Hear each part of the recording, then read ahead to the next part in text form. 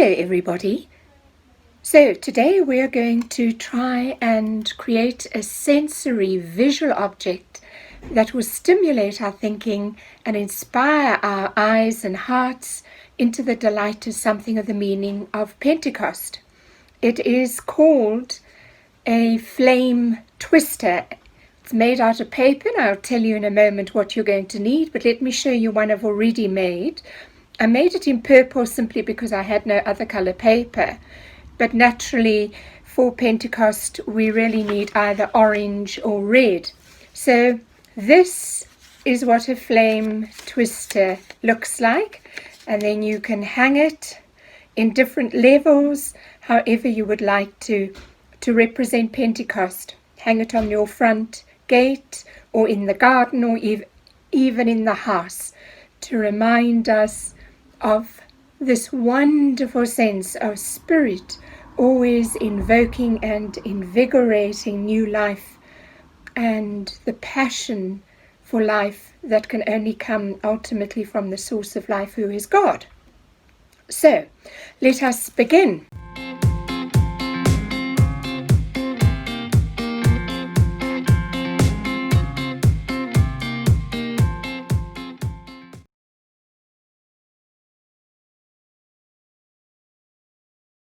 You're going to need 2 squares of paper. It doesn't really matter what size the squares are. I'm simply using one white one and then an orange one. The white one is simply to show you some of the measurements I'm going to make. The second square of paper really doesn't matter what color it is. You will need double-sided tape. If you don't have double-sided tape, you're welcome to use Pilet or any other glue, a pencil, pair of scissors and a ruler. So let's begin with the piece of paper that I'm going to use as a measuring item. You fold it in half. Where the bend is there, you're going to cut. Now, you really don't need to measure, but if you want to measure, you're welcome to do that. It's about 10 millimeters in, and you cut all along where the fold is. Okay, right to the end. You're not going to use those, so you can put those to one side.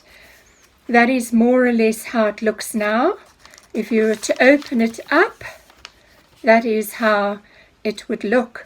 Once it's opened up, fold it in half so that the 2 points are together.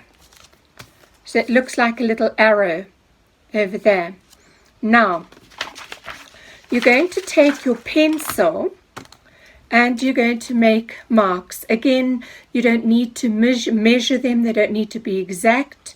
It's a more or less. The point is you're going to make a line across like that, horizontally. And the first line must be quite spacious from the top, and then the other ones are slightly closer together.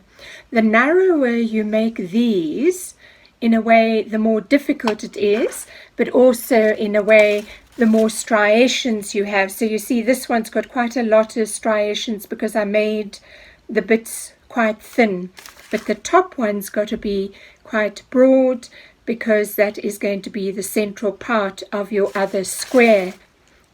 So let's begin with this.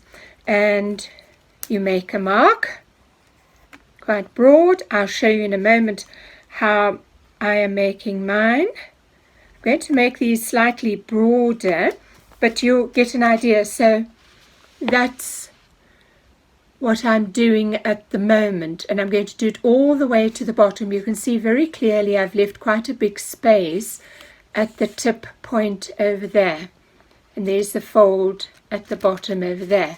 So just keep on doing that. You can do it freehand or with a ruler if you want to be more exact. You keep doing it all the way right to the bottom. Super.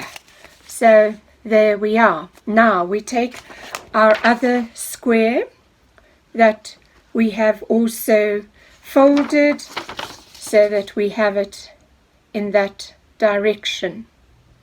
Now what we're going to do is take this, which you can open now, and we're going to slide it over, and we're going to match it to the point over there.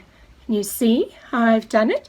So the folded bit is at the bottom and the top bit is matched. Now you have two options of how to do the next bit.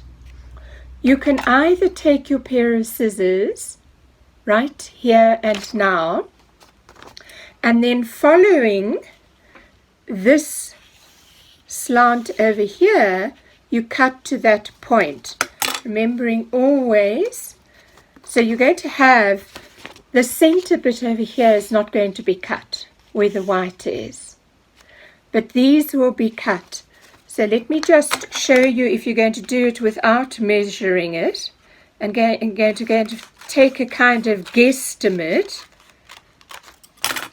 See, that's what it looks like.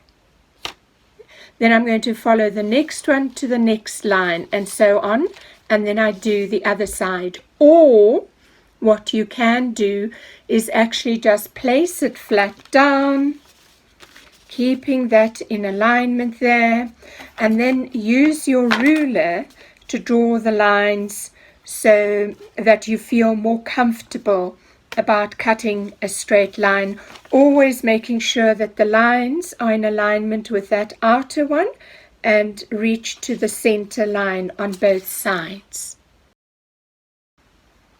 Right, when we've finished cutting, it should look a little bit like this. And you see the various loose bits. Now we're going to be using strips of the double-sided tape or else the glue.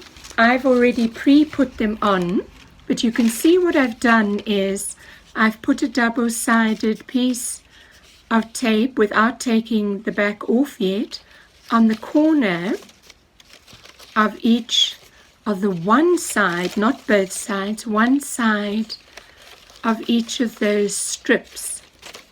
We're going to now take off the bit that is covering the other side of the double-sided tape, but not on every line. So we're going to do every alternate. So this one, then that one, then that one. And that's to stop them getting all stuck on one another, and so that we get a twirl on both sides. So you can see there that I have removed only on the one side, and we start in the center.